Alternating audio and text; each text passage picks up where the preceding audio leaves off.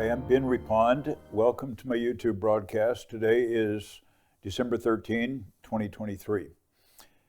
I did a reel for Instagram, and in that I featured a small segment of something I covered yesterday, which was an interview that Steve Blumenthal did with Felix Zolof. Felix Zolof has a lot of credibility as a money manager, a forecaster of markets over many decades. He's been amazingly correct in things that he saw coming that others don't see coming. Even very big name people, they don't see come. Somehow he's got the ability to understand that. So I played this, just a piece, just a small segment, actually 1 minute for my Instagram reel. So I thought I would just play that right here, and then we'll get into my market insights for today. I want to give credit to Steve Blumenthal and his blog where he does an interview with Felix Zolof. Felix Zolof is a money manager from Switzerland, very successful over about 40 years. In the financial industry, he is as credible as anybody out there. He makes two predictions for the rest of this decade. One, he says, expect a decline in the equity markets, the stock market, of about 80% within the next 5 years. Because Felix Zolof said it, that has a lot of credibility. So think in terms of 1929 stock market crash, and then 2008, the financial crisis. One down 88%, one down 56%. The second thing he says is inflation getting up to 13 to 14%. Okay, let's get into the market insights. First, we'll begin with the dashboards.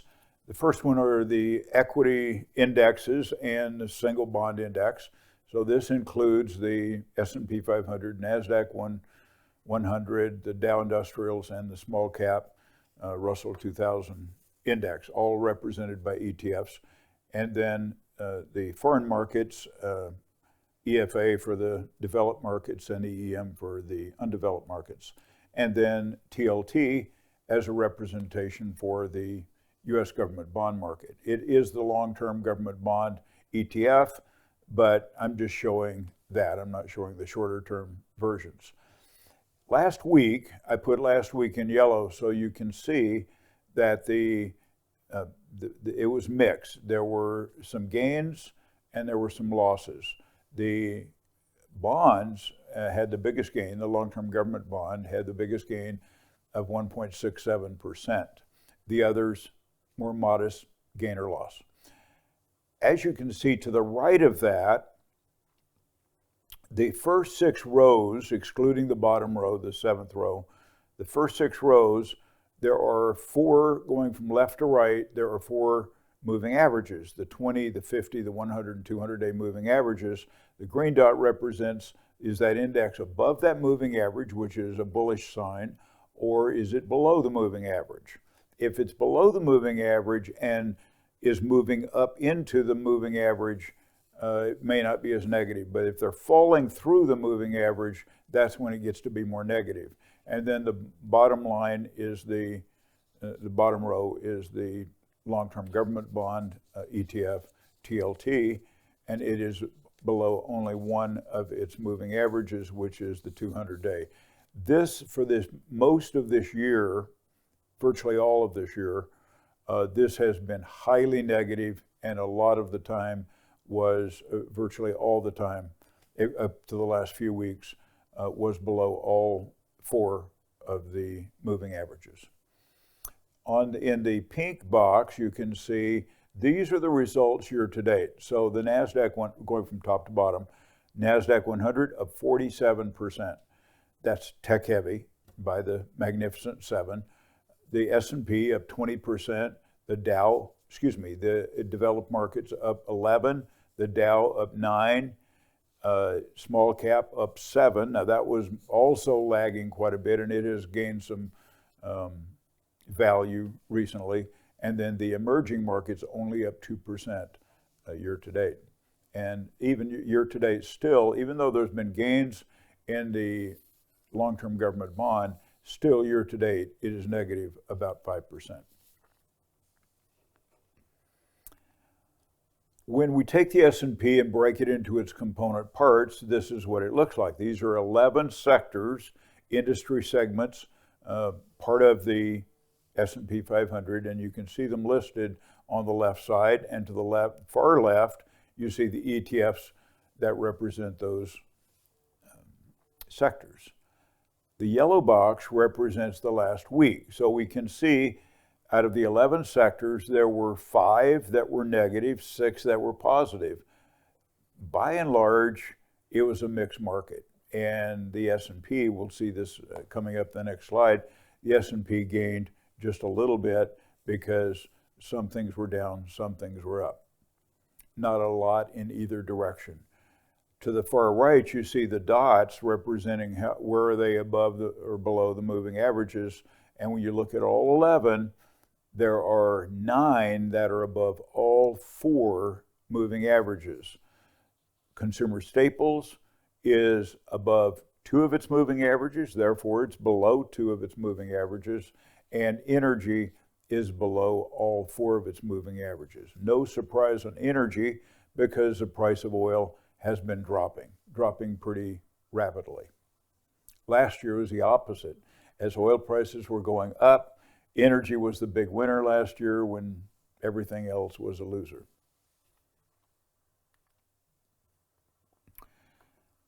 This shows the chart of the S&P 500. This is a weekly chart. 1 move equals 1 week. And you can see, I drew an arrow so you can see the direction from October of last year for the next 13 months and through November of this year to early December. You can see the direction. It is clearly in an upward direction. Of course, there's a lot of ups and downs, but by and large, it is a bullish market. When you look at the last, 5 or 6 weeks, you can see the big move that's come up in equities or the S&P 500. When I compare growth and value, parts of the S&P, the growth part of the S&P, the value part of the S&P, used by SPY-G and SPY-V. Those are ETFs.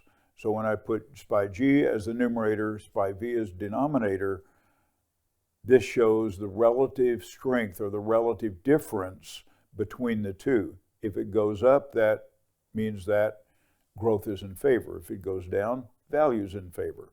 They may both be going up, but if it moves up, that means growth is going up at a faster rate than value. On the other hand, they could be going down, and this chart could actually go up, because again, in that scenario, maybe they go down, but growth goes down at a slower rate, causing it to look better on a relative basis. I put 2 arrows on here, one showing the direction from the beginning of 2023 to present. So this is approximately, 11 and a half months. And then the short-term arrow showing the past month and a half, where you can see it's going down. So for the last month and a half, generally, value has been more in favor, and generally, during the longer period of time, growth has been in favor.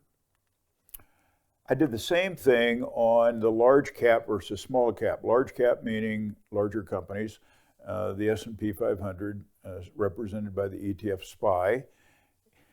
And from March to present, the S&P 500 has outperformed small cap, represented by the black arrow that goes up. However, for the past few weeks, small cap has been outperforming large cap, and I drew a red arrow so you can see that short-term move favoring small cap. So a little bit of both. It all depends on the time period that you're measuring.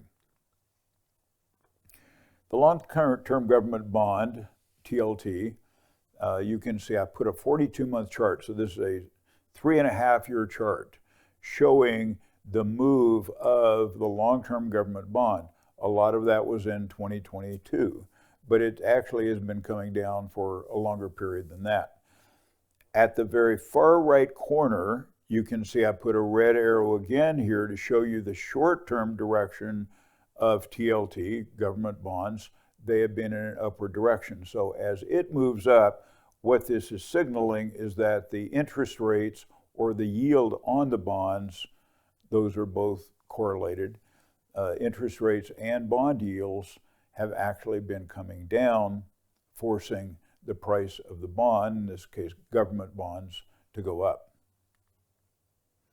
The dollar has been up and down. You see the left side where it went way up for an extended period of time, then it came down, then it went back up, then it came down. So I kind of put in a red circle here the last couple of months so you can see the direction. It is generally up over the last 2.5 years quite a bit, but the short-term move I was just focusing on.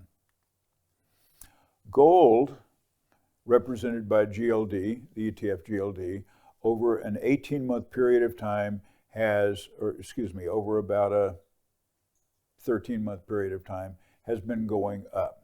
This is a weekly chart, a lot of up and down, but generally has been in an upward direction. This past week, gold came down quite a bit. I'll cover that later. And, but, you know, it seems to be generally in an upward direction. Silver, same thing, but as I've said before, what happens with silver, it tends to exaggerate the moves of gold. So it came down more than gold did. So as such, you can see that sharp drop at the far right, and it had a sharp increase before that. So it's hard to say, because when you look at the past, I don't know, what is it, 6-7 months, it's been a lot of this, a lot of up and down, up and down. This last move was down. Then I put a relative strength chart, and this is kind of interesting. I put silver as a numerator, gold as a denominator. So you can see from the beginning or the end of December last year, so this is almost 12 months, you can see that generally silver has underperformed gold. And this last move, this last week, you see that sharp drop, and that was, again, silver underperforming gold. If it goes down, that favors gold. If it goes up, that favors silver. Bitcoin. Bitcoin has had a very sharp run for the last couple of months. You can see that. I highlighted that with a red arrow to the right of the chart. The magnitude of this is quite a bit. And our model, our Bitcoin managed crypto model, has participated in virtually all of that. And took us 4 days to get into the market when it took off, but it turned out to be very positive. We went out just for a day or so in the middle there, but mostly we've taken advantage of quite a bit of that rise. So going back all the way back to November of last year, I drew that with a black arrow. You can see crypto is making its move. I still expect it to be volatile. You know, it just is volatile. And so it's beginning the week, this week, as I record this, it's beginning the week down. So I don't know what's going to happen this week, but I do know that for that period of time, that was a pretty sharp rise. The volatility index, the VIX, that has been coming down. I drew an arrow here from, I said this is a 12-month chart. It's actually an 18-month chart. And you can see from the black arrow, the general direction of the VIX is a pretty sharp decline. And what that means is there is reduced volatility in the market. At the far right of the chart, I put a red arrow again to show the short-term move for the last couple of months. The last couple of months, volatility index has come down even more sharply.